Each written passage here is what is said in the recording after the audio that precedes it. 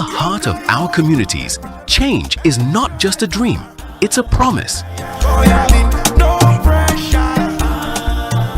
I don't have to worry about rising costs and taxes. Dr. Bawumia's flat rate tax system is a breath of fresh air. It means I can keep more of what I earn and invest back into my business. I've seen so many changes in my lifetime, but what matters most is to feel secured. Dr. Bawumia's initiative for the elderly is to make sure we are not forgotten. He's giving us the exact care that we deserve. With digital skills training, I am no longer worried about the future. Dr. Bawumia empowers us to thrive in a digital world, making us ready for tomorrow's jobs. Job opportunities are crucial for my generation. Dr. Bawumia is committed to creating job opportunities and entrepreneurship. With his vision, we can build our dreams. Together, we can transform our nation. Dr. Bawumia's plan aren't just policies. They are pathway for prosperity for every Ghanaian. It's time for leadership that listens and acts. A vision for all of us, where every voice matters and every dream is possible. Vote Dr. Mahmoud Bawumia. Esoroho. Vote number 1 on the ballot. When on campus and not well, I worry no more. Thanks to Dragnet. With the Dragnet app, I can chat with a pharmacist anytime for my medications, and they are delivered to me right here on campus.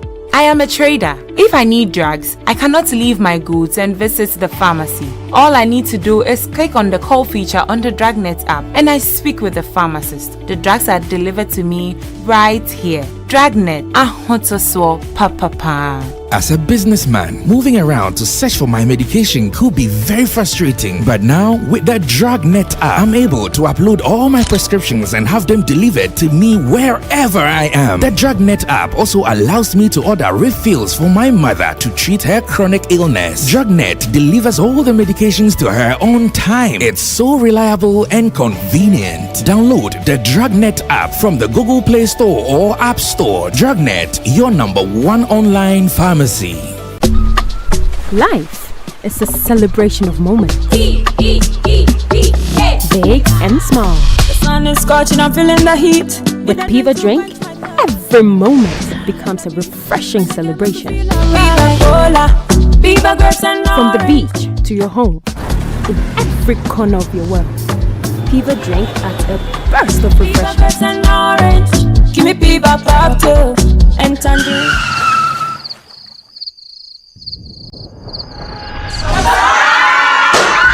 Celebrate every moment with Piva Drink. Refreshment for every occasion. Piva Drink, a taste you will love. Piva. This advert is FDA approved.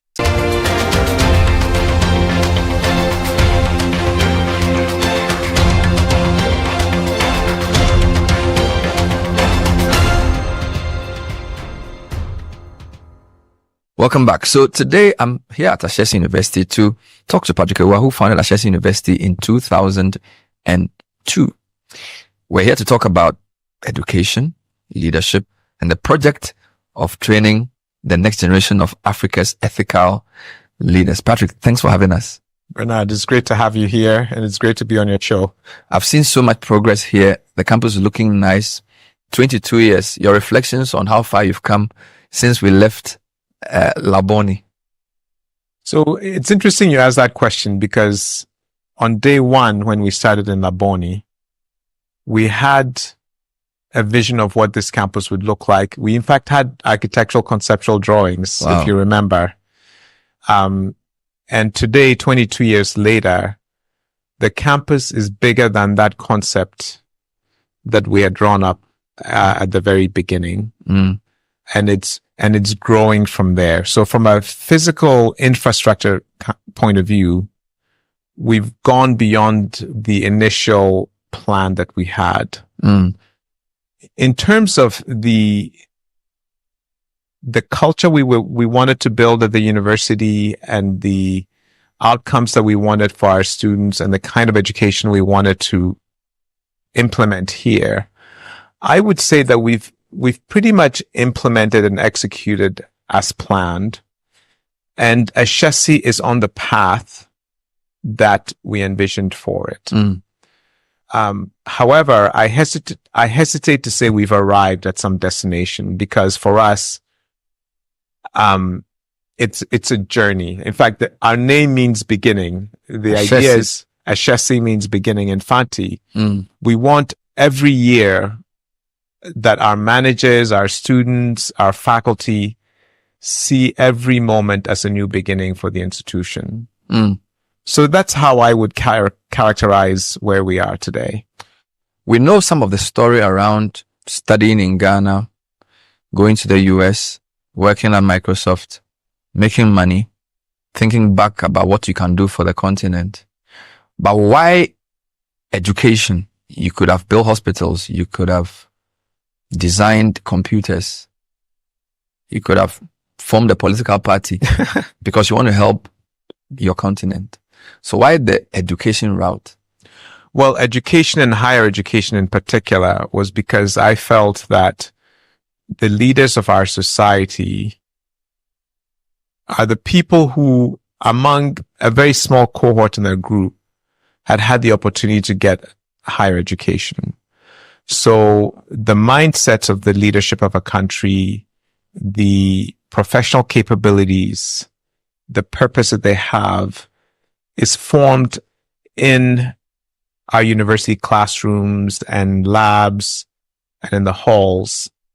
And I felt that we needed to engage that cohort in a very intentional and strong way. So that's why I chose education. And if you think about it, the people who will design our infrastructure, who will plan the infrastructure, design the urban environment, formulate policies, run hospitals, all of those people have gone through higher education.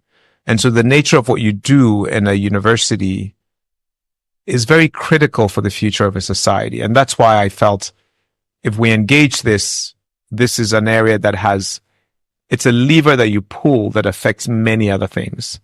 When you set out to do this in the early 2000s, the world was a very different place. Give you a few examples. So the biggest companies in the world were still in extractives or in automobile.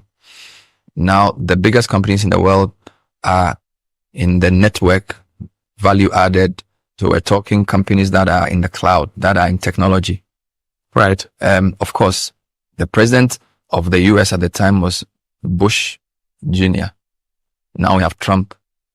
But we also had, you could say, a much older world. Now we have a much younger continent. A lot of things have changed in 22 years. So the question is, does the kind of leader you need to train, has that type of person changed? Or that problem you're trying to solve 22 years ago, is it still the same kind of solution you're going to use? I think it's the same solution that you need. But the demands of future leaders are going to be greater. So let's look at Ghana. When I was growing up, Ghana had a population of maybe 7 million people. Okay. Today, Ghana is 30 million people. 30 years from now, Ghana is going to be closer to 60 million people.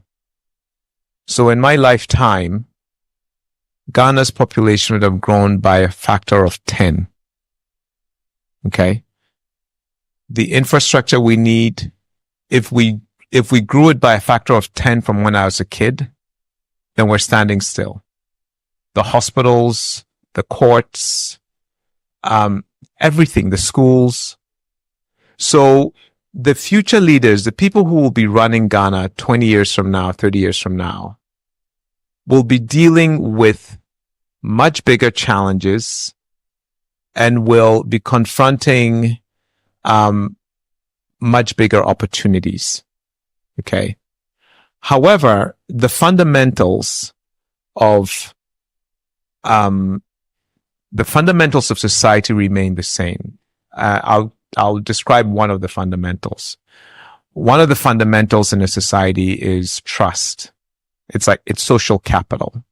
If you don't have social capital, it's very difficult to build other kinds of capital. It's hard to build physical capital, financial capital, intellectual capital. So what is social capital? Imagine there's two societies. There's one society where there's zero trust because everybody is corrupt. Everybody steals, everybody lies. And when I say everybody, I mean everybody. Kids are stealing from their parents, parents are stealing from their kids. And the second society where everybody's honest. Okay, and let's compare these two societies. The first society has zero social capital. Those people cannot get together to build a school. They cannot get together even to raise kids. They cannot get together to build a farm. They cannot get together to go hunt. Okay? They certainly cannot build a modern state. The second example, where there's 100% trust, very high trust, they can move very quickly. They don't even need to write contracts. They don't need a police force. Everybody's just productive. Everybody's helping each other. So that's the mental thing. Whether you are a society of 6 million people or 60 million people, the challenge is harder if you're 60 million people. 60 million people who don't trust each other is a very, very tough place. Okay. That's why I say it's still the same solution. It's still, you're educating for mindsets, for capabilities, for character and skills, right?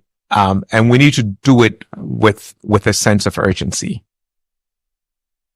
Why is tertiary education or higher education you sort of alluded to that, but why is that the entry point? Because some will say by the time they get here, their software may have already been corrupted. That's correct. It's a much more difficult job.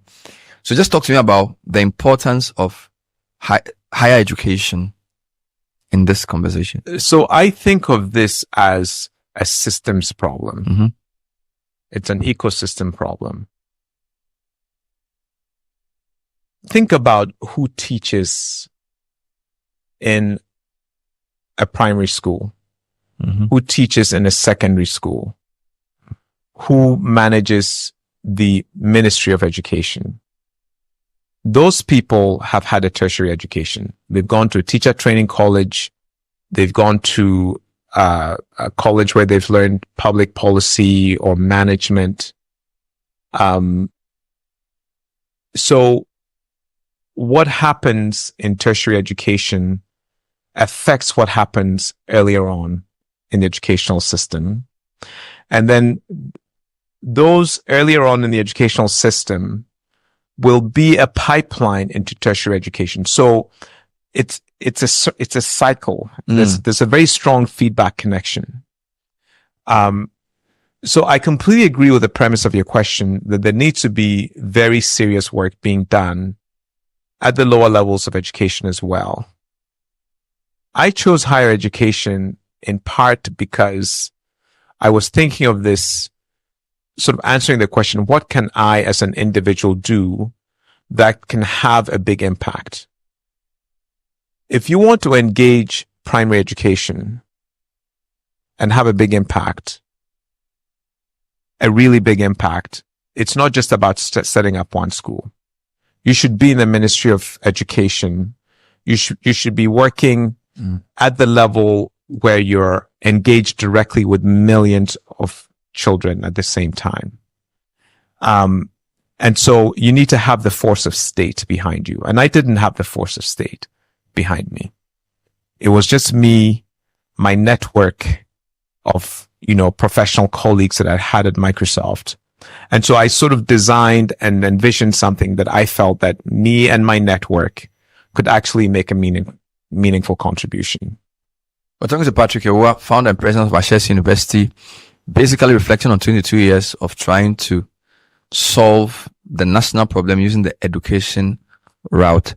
I just wanted to ask around the funnel, because we are a few days to elections and the subject of free education is still very big, right, where the issue of access and quality have come up.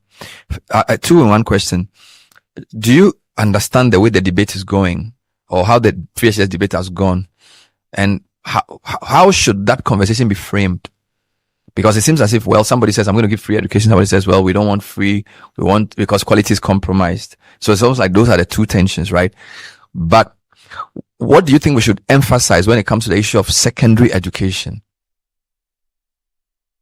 So, first of all, let me just say that the notion that you should educate everybody up through secondary education is correct. Mm-hmm. And it is why it's in our constitution that education should be progressively free through secondary education. There's a very strong correlation between the GDP of countries and the percentage of people who've gone through secondary education. It's a very high correlation. Mm-hmm. If everybody's getting a good secondary education, your GDP growth is going to be stronger than if you don't have that. Okay. Now, the way the conversation has happened in Ghana and decisions have been made in Ghana, in my view, there's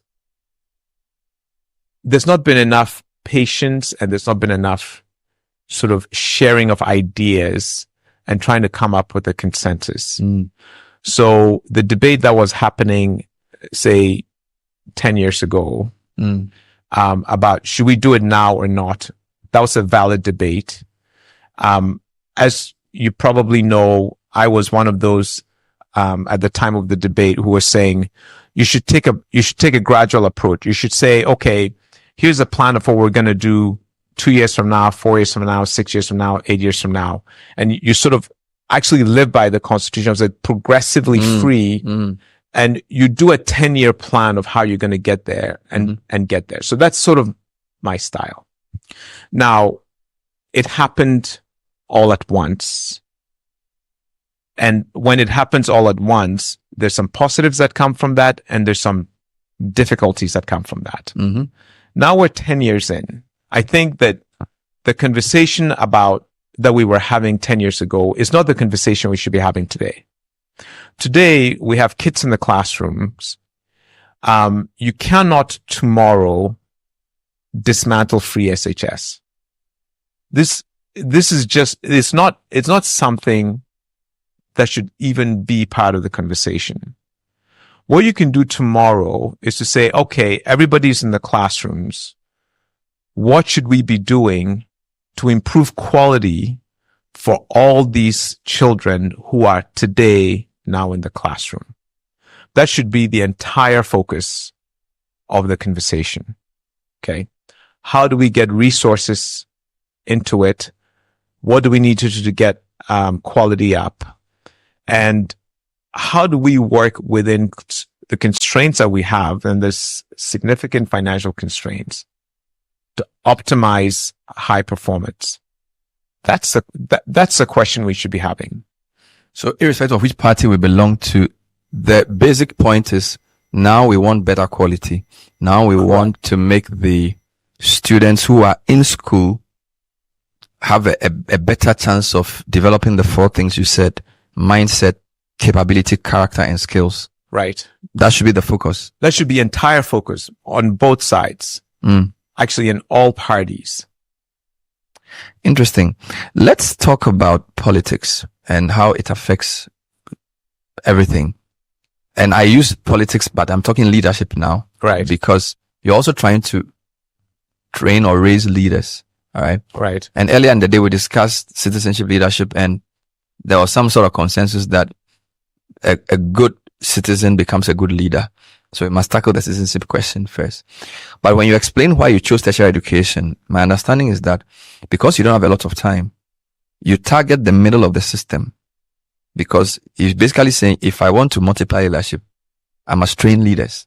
Right. Because these are the guys who will bring the change. Right. I may not have time to start from all the followership. All right. So talk to me a bit about your leadership philosophy and how we can get better quality political leaders, economic leaders, social leaders. How can we get better quality leaders at the national and then continental level? Okay.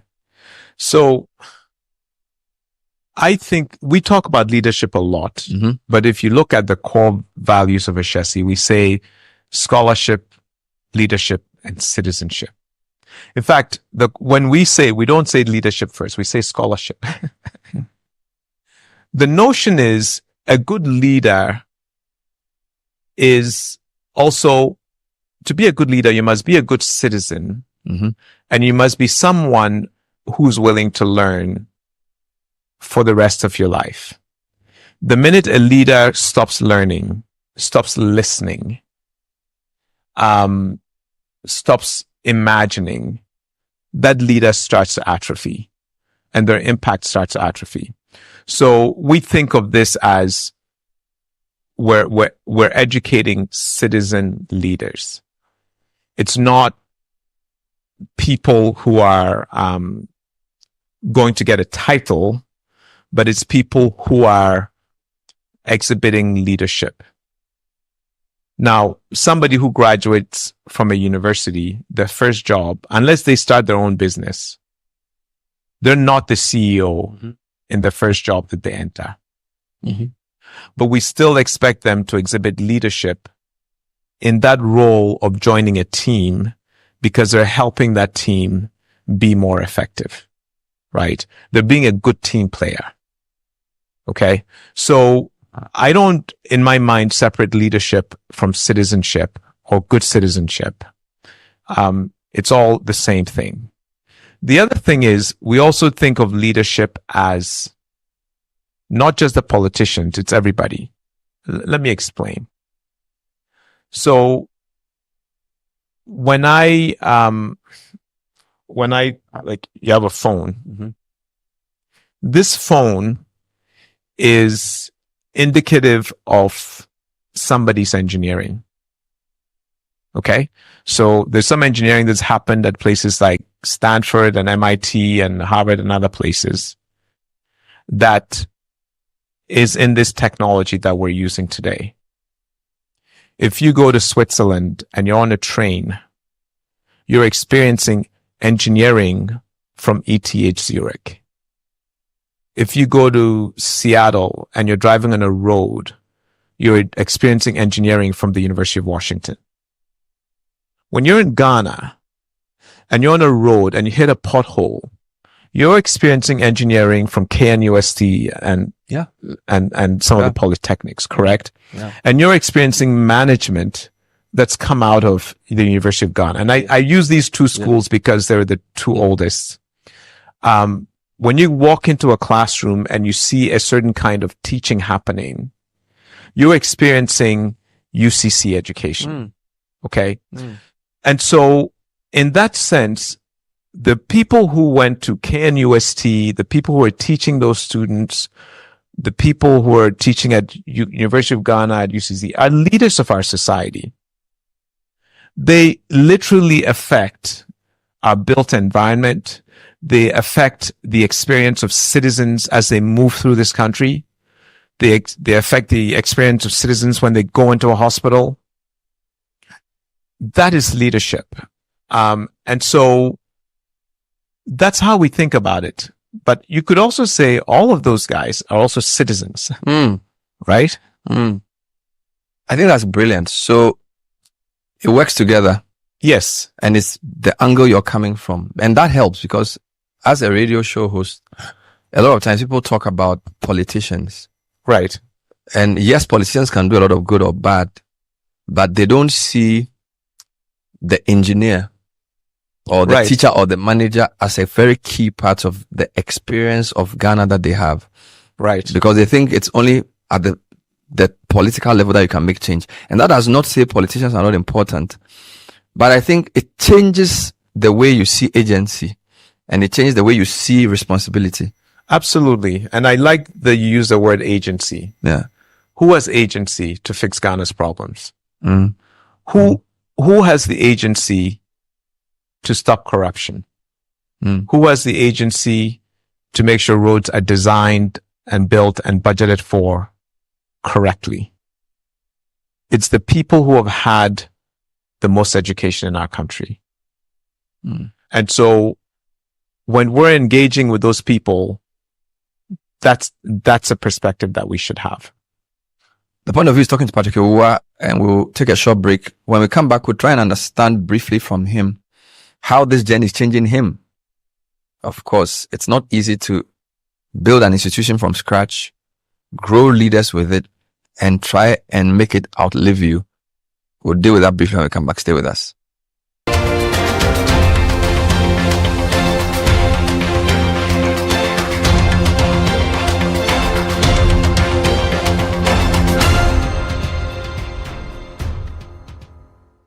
Fellow countrymen and women, the desperate NPP, realizing that they are losing the 2024 elections, has once again resorted to lies to smear the nation builder, His Excellency John Dramani Mahama. The NPP's claim that Mahama was against free SHS and will cancel it when elected is nothing but a barefaced lie calculated to deceive you.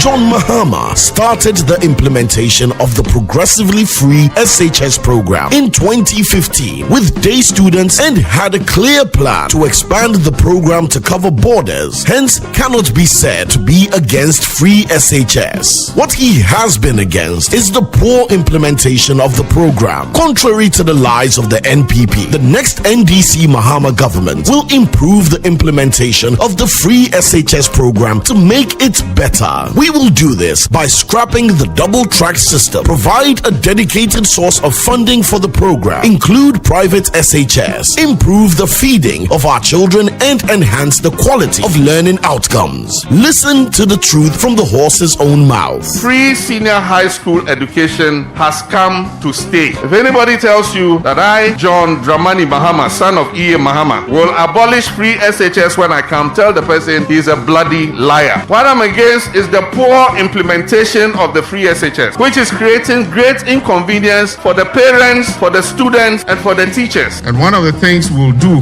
when we come back into office, and I know inshallah we're coming back into office, is to complete the 200 community day schools that we began, so that we can bring a quick end to the double track system. Beware of the NPP's lies. Vote for change. Vote for John Mahama and the NDC.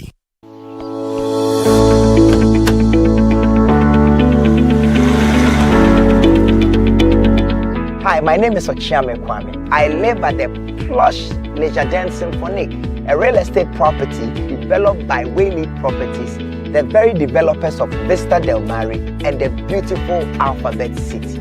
So come with me to site.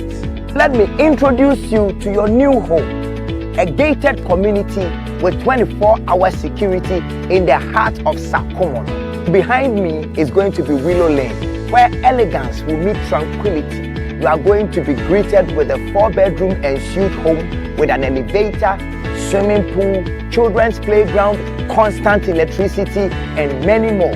But wait, it gets even more interesting for early birds like you. You get a whopping $50,000 discount. Yes, I said $50,000 if you purchase between now and the end of this month. So call us now or visit us. Willow Lane, where elegance meets tranquility.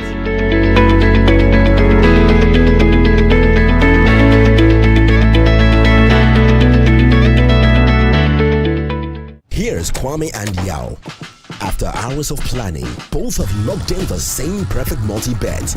Big win for United, over 1.5. And both teams to score in the London Derby. But who could have picked Leicester over City? Or a high-scoring game at the Bridge?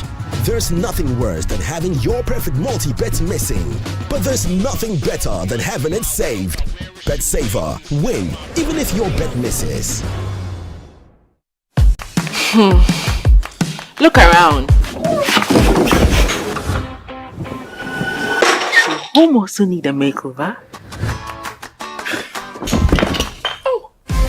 Mine clearly does. So we went to Ashroom and found the Como collection. It had everything we're looking for and more. Matching furniture for the entire home, designed with you in mind. Where's Como collection? dressing up is just a breeze. Always ready with a perfect accessory.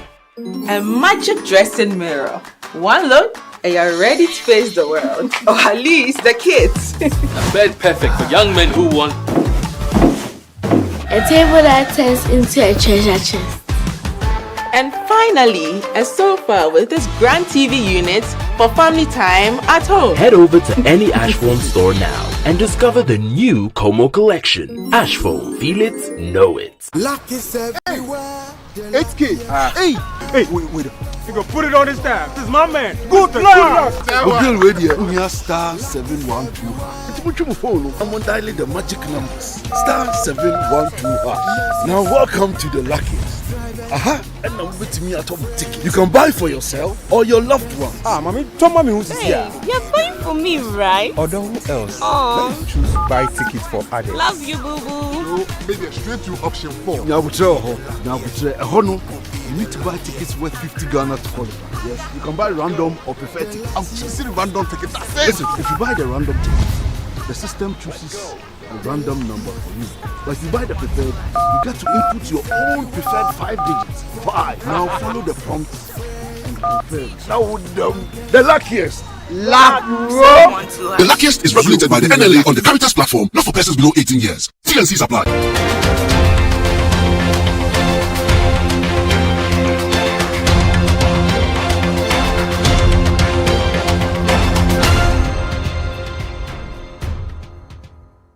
Welcome back to The Point of View. Tonight we're talking to Patrick Awuah Jr. A lot of people forget the Jr. who's the founder and president of Ashesi University. We're here at Brekusu, basically reflecting on education and leadership, nation building. Is this the most difficult thing you've done? It is. It is by far the most difficult thing I've done professionally. But I would say that parenthood is also tough. Then quite a challenge. I'm thinking on the professional side because you're working in Microsoft, you're engineering, building the future, doing very well. And now you're building an institution from the beginning. Right. As against being president of a university that already exists. Right. Talk to me about the difference because it seems to me you're building infrastructure, you're creating programs, you're hiring people. Right. You're trying to create culture. Right. You're working. It's a lot of things. As against, I'm president of Harvard and this is the template and this is a legacy to maintain. How different is it to be leading in this kind of arrangement? Well, there are pluses and minuses. So my professional experience, I did national service at St. Mary's. I worked at Microsoft and I did this. At Microsoft, there's somebody else responsible for running the whole company. I mean, there's Bill Gates. He's very smart. He has a very strong team. It was a lot of work at Microsoft. We worked very, very hard. I mean, a 12-hour day was just sort of standard at the time I was there. So it wasn't easy. Yeah, we had very strong teams. And it was a very desirable company to work for. So if they had an open position, they literally had thousands of applications and they could select the best people. Okay. Now, at Ashesi, I am responsible. I'm responsible for managing a team. I'm responsible for raising the funds.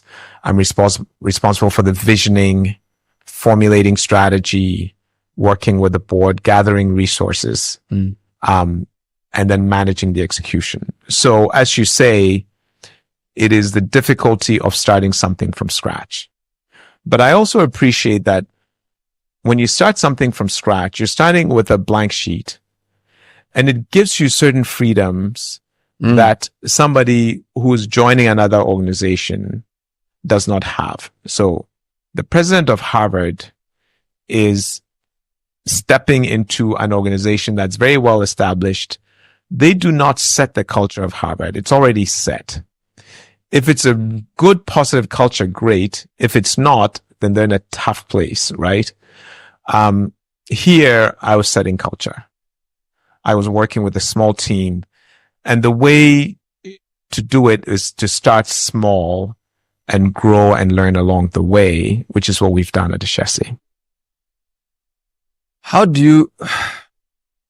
What's your philosophy about people? So how do you get the right people to work for you? I say this because my experience with your team, you have some very loyal people, committed, excellent people who work very hard. Yes. How did you make them that way, or you found them? It's a combination, right? So we're looking for people who are smart, who are driven, who buy into our vision and the mission of what we're trying to accomplish. And when they get here, we treat them with respect. And, one of the things that's very important to me is that everybody should understand how they fit into the larger mission. Mm-hmm. And this is not an idea I came up with myself. I'd read a book about some of these great cathedrals that had been built in Europe, some of which took hundreds of years to build. And you would read about people who are masons laying bricks. That's what they do. They lay bricks. Okay. And you'd ask them, what is your job? And their answer would be, I'm building a cathedral. They don't say, I'm laying bricks. They're building a cathedral. So that tells you that they understand the larger picture of what you're trying to accomplish. And that's what motivates them. And so we try to have a team that is like that. We are educating the future leaders of our country. It is a very serious mission, right? We're not just teaching a course or painting a building or fixing furniture or organizing events. We are here to create an environment and provide a service that is quite literally going to affect the future of our country. And if your team really truly thinks like that, you see a very different level of engagement within the members of that team. Culture is something you can't see physically, but you can perceive. You can feel it. So how do you know? And my mind is moving in many ways because I can sense a certain culture when I enter. There's excellence, and you see it in the ambience. There's respect. I don't see people talking over each other. So in asking questions, people raise their hand. So there's sort of respect. I didn't hear a lot of shouting. Right. I didn't hear a lot of shouting. And yet there was vibrancy in the room. And then I see a bit of egalitarianism where everybody's queuing for their food, including the president. Right. So even though you are the boss, I didn't discern your power when you entered the room, I didn't see people scatter. Right. But there was a difference. Right. So this is what I perceive. It's taking you 20 years to do this. Let's come to a country. Yeah. And let's use the analogy you did. So Kwame Nkrumah started, probably he was you are the Kwame Nkrumah of Ashesi. All right. But now people who followed Nkrumah, the culture is getting set. So it's going to be very difficult. So I'm trying to basically say, maybe our national political leaders have a much tougher job than we think, in terms of there is a certain way of doing things and thinking which has been calcified over maybe 60 years. And we expect them to change the country in 4 years. Maybe we have to manage our expectations. Yes and no. So, I've been talking to somebody who visits Benin quite a lot. And when she describes to me what is happening in Benin today, under a leader who's been there, I think 6 years, it is just phenomenal, right? Within 6 years, Benin is moving in a very energetic way, like more energetically than Ghana. They have far fewer resources. They have a much smaller market. They don't speak a language that is a language of global commerce. And yet they're moving. I don't know if you've been to Kigali, to Rwanda. I've been to Rwanda maybe 5 or 6 times. Most of the time I was in Kigali. On one visit, we went out into the rural areas, and it is very impressive how energetically Rwanda is moving. I would say that I see advances there that I don't see here in Ghana. Now, how does one achieve that? I mean, you could say that in the case of Rwanda, they had a major national crisis, and a leader emerged out of that, who had a certain force of personality and certain power to move the needle. But that's not what's happening in Benin. It's democratically elected government. And they're executing sort of within that same kind of regime that we have here. I think it starts with who are the people who are around the political leaders, the presidency. We have a proverb actually that says that there's no such thing as a bad chief. What you have, but you can have bad advisors. And I partly agree with that. I think that a chief that surrounds himself with bad leaders has been a bad leader. Okay. But a chief that surrounds himself with good advisors has been a good leader, and those advisors then help great leadership. And so the way I look at this, on the one hand, I'm driving a culture at Ashesi, but everybody who works here, or most of the people who work here, were educated not at Ashesi. And they've worked at other companies that had different cultures. So they've come with some of them had come with a different mindset.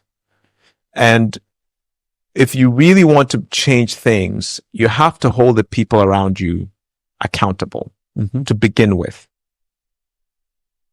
You have a team of say 10 people. Those 10 people have certain things they're supposed to execute, and you hold them accountable to it.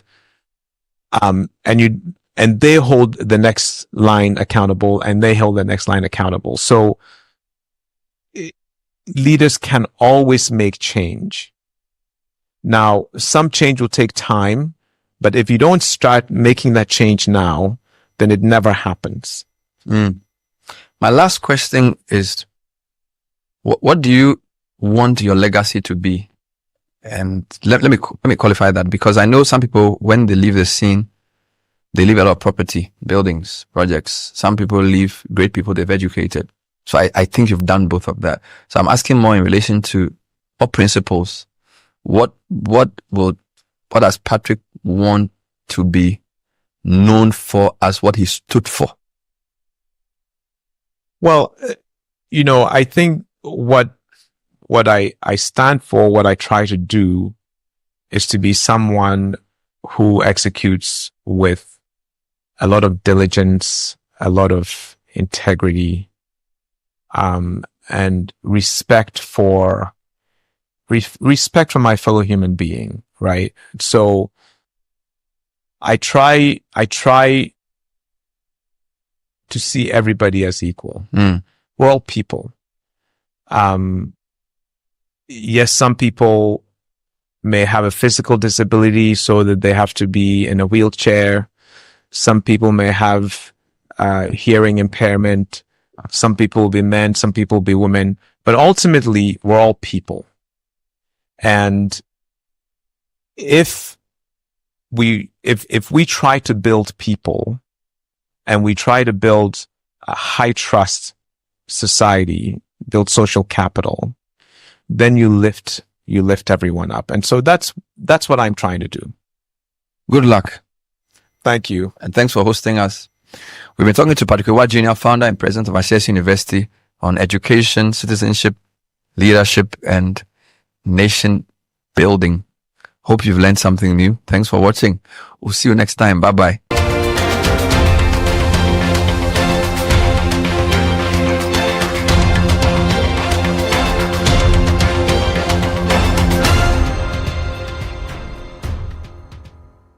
Now, since 2017, the MPP has invested heavily in healthcare infrastructure. I don't even want to talk about zipline drones that have today saved over 1.2 million lives. We've completed 6 out of the 9 stalled and abandoned Eurojet health sector projects that we inherited since 2017. And we've started and completed new 47 non-Agenda 111 hospitals, clinics, and healthcare projects, including 21 clinics through IPEP. We've also started 17 non-Agenda 111 hospitals, clinics, and healthcare projects currently at various stages of completion, including 5 clinics through IPEP. And we started 21 new treatment and holding centers, 13 of which have been completed. Also, Agenda 111. That's a different debate. So if you're looking for the party or the candidate who represents the most investment in healthcare infrastructure, not just one hospital in a particular place, but spread in many parts of the country, that party, that candidate is Dr. Mahamudu Bawumia.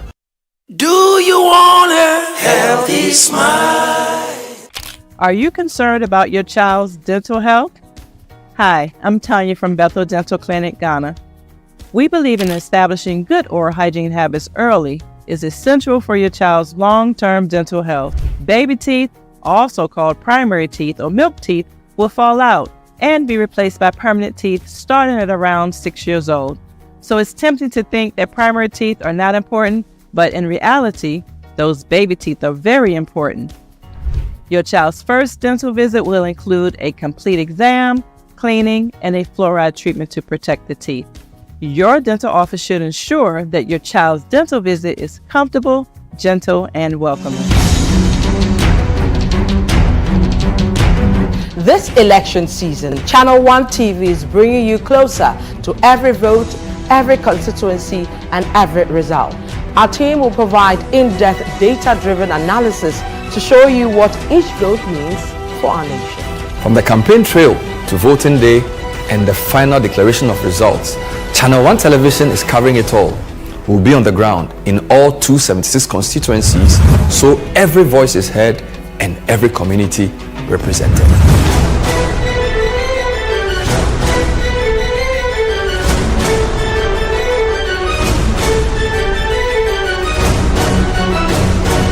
Our comprehensive election coverage brings you every key moment and every voice. With updates from all stakeholders nationwide, this is election news you can trust, powered by the latest data and expert analysis. Join us on Channel 1 TV for election coverage that keeps you informed and engaged. We're here for every step of the journey. Channel 1 TV, your election bureau.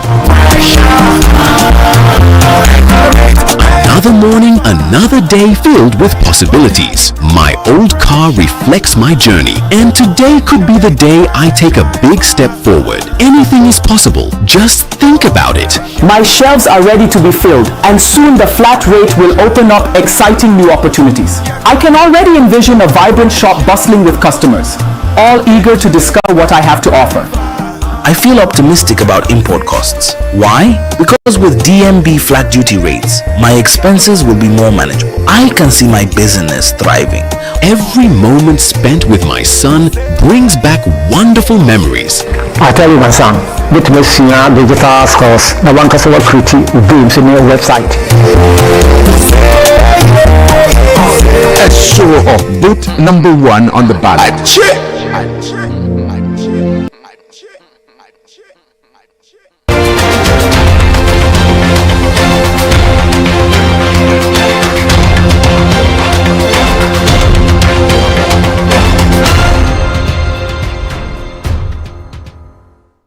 When the president was being sworn in, he said we should be citizens and not spectators.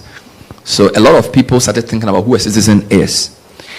But I sense people see citizenship from a point of the right to vote, having a Ghana card, and calling myself a Ghanaian. But I, from what you've said to me in the past, that's not who a citizen is, right?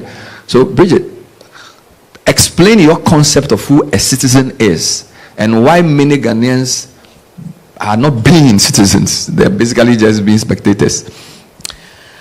Well, I don't know whether it comes from our history and a certain fear to speak up, but a citizen should be bold enough to say what they want and also do or take some responsibility. I am sure that if I ask among, and I've had the opportunity to speak to students, I've asked them, how many of you are actually registered to vote? And few hands will go up. You can try that here. Well, how many of you have a voter's ID? That's a good 55%. 50%. No, let's ask the question. How many of you are registered to vote in this election? It's above average. It's not about 60%, probably more. Is that good enough, though? Well, they're not all Ghanaians. They are not all Ghanaians. Okay. How many of you are citizens registered to vote in your country? Yes. So let's see the hands again, just to be sure. No, okay. So these are then those who didn't raise their hands earlier. All right. The other question I ask is, how many of you voted in your local level elections? 1, 2, 3. Oh Lord. Yes. This is it. And that is what it takes to be a citizen. That is what it takes when you live in a certain locale to find out who the assembly person is, or to say, I want to be the assembly person of this place. And when it comes to, if you won't be, support whoever wants to be. Yes. And if you won't support the person, go and vote, at least. Make a decision. Be involved in the local governance of your community and take it from there. Take it the next step. Be concerned when you walk around and see things that are not right and speak up about it. And it doesn't matter that it's speaking against someone you know, or someone, your uncle or it is about your principles and your values. And I heard Patrick say something about principles. I think that we have so much gone against our values and our principles in support of our political parties. We've become political people or partisan people rather than citizens. And that is where we have to change it. It's country first. All right. Before whatever political party, if you like, you want to be. Thank you, Bridget. Kojo, your take on citizenship? Maybe something that Bridget said about partisanship and citizenship. I don't think it actually should be, one should be positive, one should be negative. All right. That's the thing that I think has grown. We've sort of turned everything that's good into a very bad thing, because what are political parties established to do? They're supposed to aggregate our interest, so that in a democracy, it's not Athenian democracy where everybody's standing in the market and saying one thing or the other. It's a way of organizing citizens to be able to put some idea out there. Now, somehow that has become almost the excuse for anything that you can do if you are part of a party that is negative, that is even anti-state, anti-government. I don't. For me, parties are supposed to be positive in a democracy.